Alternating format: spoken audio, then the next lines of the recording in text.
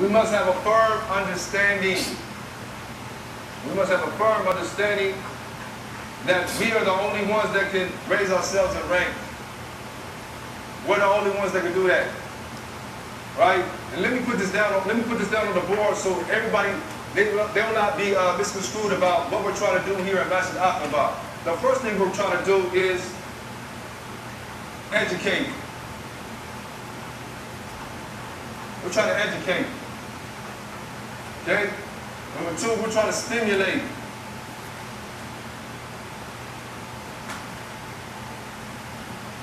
We're trying to educate. We're trying to stimulate. We're trying to step our game up.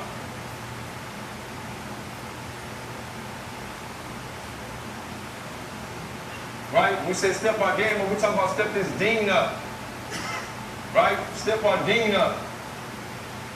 We ain't just supposed to be ragtag Muslims. Oh, there go the Muslims again. There they go again sagging. There they go again rapping. There they go acting crazy in the masjid. That ain't what we're trying to do. We're trying to educate. We're trying to stimulate. We're trying to step our game up.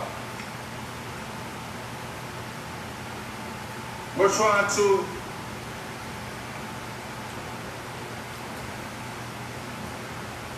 to set trends.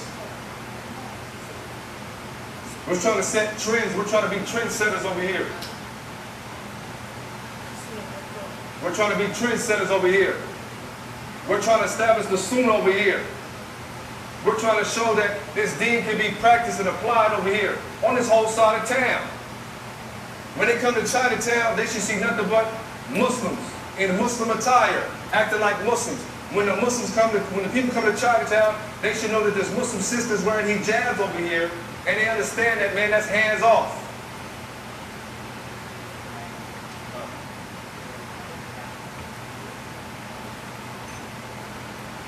Right? Because they're going to respect us. Because why? Because we respect ourselves.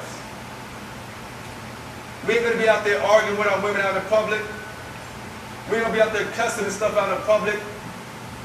We ain't going to be involved in doing the things that we're used to people seeing us doing. We're not going to be out there selling drugs out in public as Muslims. We're not going to be out there pimping as Muslims, selling dope as Muslims, being promiscuous as Muslims, having boyfriends and girlfriends as Muslims, having haram functions as Muslims. If we're trying to educate, stimulate, step our game up and set trends and gain respect. Gain respect and honor. We want to gain respect. Where they can't say that, oh, that's the black masjid. What do they mean that's the black masjid? What do they mean? What are they talking about? Right? What are they saying? Oh, because the black, so there's something negative about being the black masjid? What is that? So if there's something that is negative out there, there's something that's out there, then guess what? Who has to change it? We do. We do. Can't blame everybody. Oh, that's why I'm doing this because they said that. No, step your game up, change your ways. So they can stop saying that. Stop coming to the masjid sagging. Stop coming to the masjid acting like baby kids. Stop coming to the masjid throwing stuff everywhere, just doing everything like we want to in the masjid. This is the masjid. So when we step our game up, we gain respect and honor. We step our game up, we gain respect and honor by educating ourselves, learning this deen like we're supposed to. We shouldn't have to like, well, what do you think? What did they say over there? What did Al-Fresnowwy say? Well, I'm going to ask them. We ain't got to ask nobody. If we have the knowledge, I got to go ask nobody. I got to go over there to Sheikh Ramadan. I got the answer. I can look it up myself. We got our own imam here. We got our own amir here. We got our own structure here. We ain't got to ask nobody nothing. I got to ask nobody nothing. If I don't know, I'm saying I don't know. But regardless of that, I know. You know what I'm saying? We gotta trust each other. Right? We used to have a saying when I was in the penitentiary, in the pen, in prison. They said that we have a problem. And does everybody got this? Everybody got this? I'm moving fast, but inshallah, all this is beneficial. I'm gonna write this down, inshallah. You guys can look this up, or you guys got phones, you guys can do it now.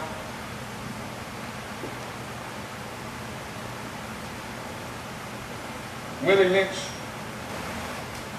plantation,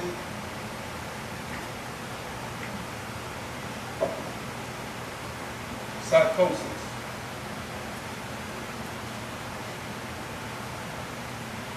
The Willie Lynch syndrome. Plantation psychosis. Write this down. And you guys Google this. There's a book that's called the Willie Lynch syndrome. Willie Lynch. And here's the kicker. Lynch. Willie Lynch, where the word lynch comes from. Y'all heard lynch mob? Y'all heard the word lynch mob? The lynch mob was when they used to go look for blacks to go lynch them and hang them up on a tree. That was called lynching.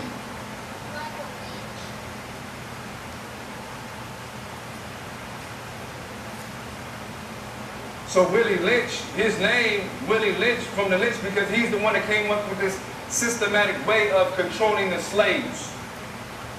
And he wrote a book that said if you do these certain things, then you will have control over these slaves for so many hundreds of years.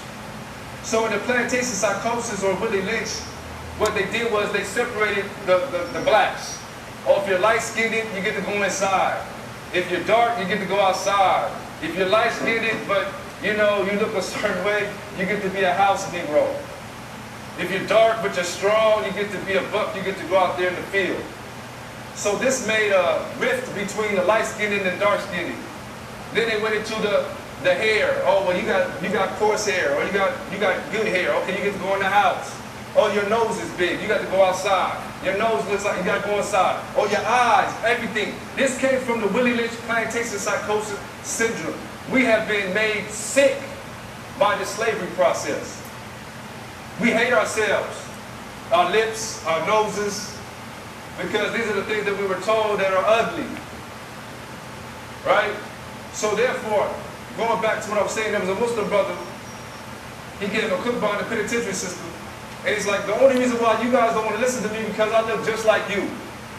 I'm standing up here, but because I look just like you and y'all think y'all know me, you feel like, oh man, that, excuse my French, oh, that nigga can't tell me nothing. That nigga just look just like me, and I know that. He can't tell me nothing. This comes from the Willie Lynch syndrome, because we can't even give the next cat that looks just like us the credit. But if somebody comes in here looking like another color, right, tell you the same thing that your brother just told you, you act like it came from God himself. Oh, what did he say? Well, Sheikh Ramadan said, Wali said, well, no, but what did Sheikh Ramadan say? You don't even trust your own brother. You don't even trust yourself because you have a self-hate. We have a self-hate. So read this book. It's called The Willie Lynch Syndrome, Plantation Psychosis. It's only like 12 pages. 12 pages. And inshallah, what I'm going to do, I'll post it again on my wall tonight. I'll post it on my wall again. I'll put the link on my wall. 12 pages, but it tells you how they systematically did this. What are some of the things that, how we've been affected, and how do we change this? We got to start learning how to love ourselves and believing in ourselves. If one of your own tells you something, you should be able to believe that. You ain't got to go outside the box. Well, let me go see what they said. You don't trust your own self? You don't trust your own people? You don't trust the same knowledge? Why? Why not? Well, that nigga can't tell me nothing. Right? So this is the plantation psychosis, Willie Lynch syndrome. He can't tell me nothing, man. He just like me. I know him. I remember him when he was This is what plantation Willie Lynch syndrome. But yet every other race, they support one another. They spin together. They're unified. Right? So now let us unify on this deen. Let's not look at the people in the positions, oh, well, why he that and why she there. Okay, the thing is, what are we trying to do? Let's get the knowledge. Let's put this together. Let's work together. And let's do it right. Inshallah. This is why we're here. This is the only reason why we're here, to get it right. And it starts with us. You guys take it, you learn it, each one, teach one. You share it with the other sisters. Right? The sisters ain't here, but you guys gain some knowledge, you take it and share it with the other sisters. You guys are now the trendsetters. Right? You can be the trendsetters of how you're supposed to wear your hijab. You can be the trendsetters of how you guys are supposed to dress, period, throughout the land, how the Muslim sisters are supposed to dress. When they say, oh, the sisters of Muslim Masjid Aqeedah, oh no, they're black Muslims, they don't even cover right. No, they should be like, man, them sisters at Masjid Aqeedah, man, they doing their thing. They're on their deen. No, they cover right. No, they're respectful. Man, Jummah time ain't no talking going on. No, they make sure that they watch the kids. They don't let the kids run all around the masjid. The same with the Muslim men. They shouldn't be able to say, oh, Masjid Aqeedah, oh, the Muslim men, oh, they going in there sagging. Oh, they going in there smelling like weed. Oh, they going in there smelling like alcohol. They going in there being disrespectful. People making salat, they flipping and flopping all around the masjid. Right when somebody's making salat, no regard. They shouldn't say that about us in Masjid Aqeedah. If they do, then we have fallen right into what is it that they're talking about. Baby kids, the black masjid. So in order to change this, we have to change ourselves and be disciplined. Sometimes Allah subhanahu wa ta'ala says in the Quran, Allah subhanahu wa ta'ala says in the Quran that this Quran is a shifa'a. It's a shifa'a. It is a ruqya.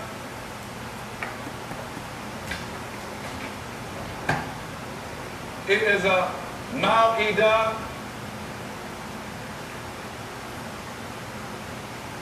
for the heart. The shifa'a, it is a healing.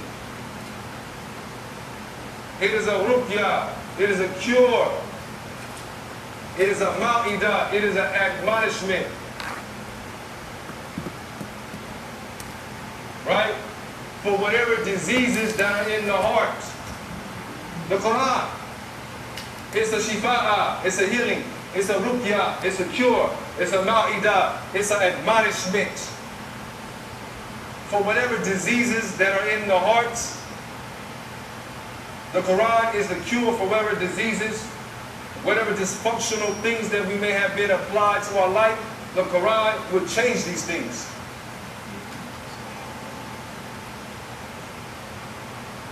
Okay? So, if we are taught to hate ourselves,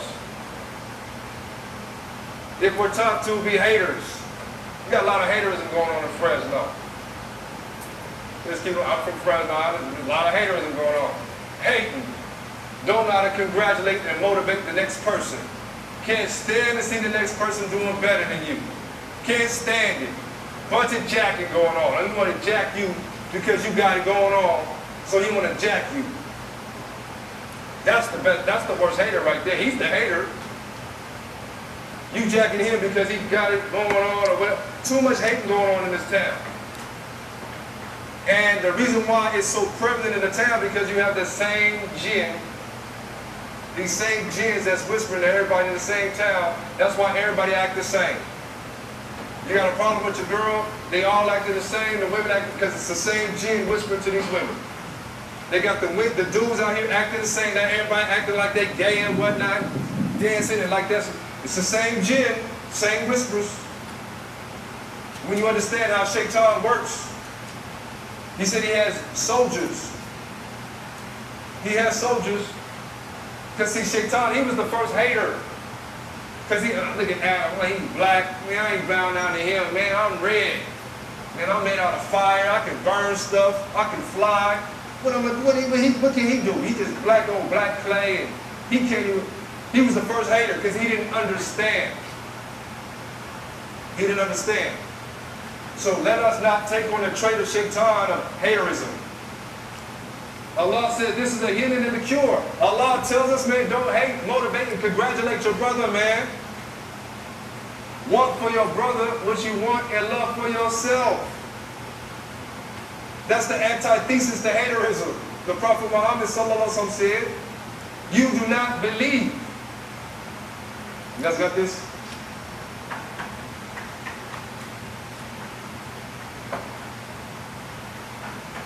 The Prophet Muhammad sallallahu alaihi wasallam said, you do not believe. Saying you don't believe. You don't have belief. You're not a true believer.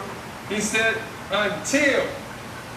So now there's a prerequisite. Until. You can say you believe. You can talk like it. But Allah subhanahu wa ta'ala says through the Prophet, you do not believe until you love for your brother or sister what you love for your own nafs, soul. That's deep. You do not believe. You don't have faith unless or until you love for your brother or sister what it is that you love or want for your own self. So whatever it is that you want for yourself, then you should want that for the next person. So if you would love to be standing in front of class and teaching and getting all the rewards, and if you see your brother doing it, you should be happy for that person. If you see your brother getting it, doing good, you should want that for your brother because you want it for yourself, right? You see your brother in a nice car, oh, mashallah. You should be like, mashallah, alhamdulillah. Allah bless you with that. Allahu Akbar, brother. Yes, sir. Yeah. Okay? This is wanting or loving for your brother or sister what you want and love for yourself. So to do away with the plantation psychosis or the Willie Lynch, instead of hating on your brother because he got it going on, or hating on your brother because he may have more than you, or hating on your brother because he's here and you're not there, or whatever, Allah says, man, want for your brother what you want for yourself. The Prophet Muhammad said, be brothers, don't hate, don't envy, don't be jealous of your brother. Right? He said, but if you see something good in your brother, make dua for him, don't hate on him. Make dua for him that Allah keeps giving him that, and that you pray for Allah for what it is that you want. Maybe it's because you're not doing something that's preventing you from having the same thing that that brother has. Maybe it's because you're lacking in certain things that you're doing that Allah is preventing it from happening to you. So now you have to look into yourself and say, well, why is it that I'm not acquiring the same things that this brother is? It's not about that brother or that sister, it's about you and what you need to do. And learning how to be content with what Allah has blessed you with or what Allah hasn't given you. But the main thing is here, this is one of the cures. This is one of the healings of taking that PhD about your body. Take that PhD about your body. That player had a disease. Take it out your body. No, I probably ain't heard that in a long while. Take that PhD about your body. Get it out your bones. Want for your brother what you want and love for yourself. Want and love for your sister what you want and love for yourself. This is the cure. This is the healing. Okay? Any questions?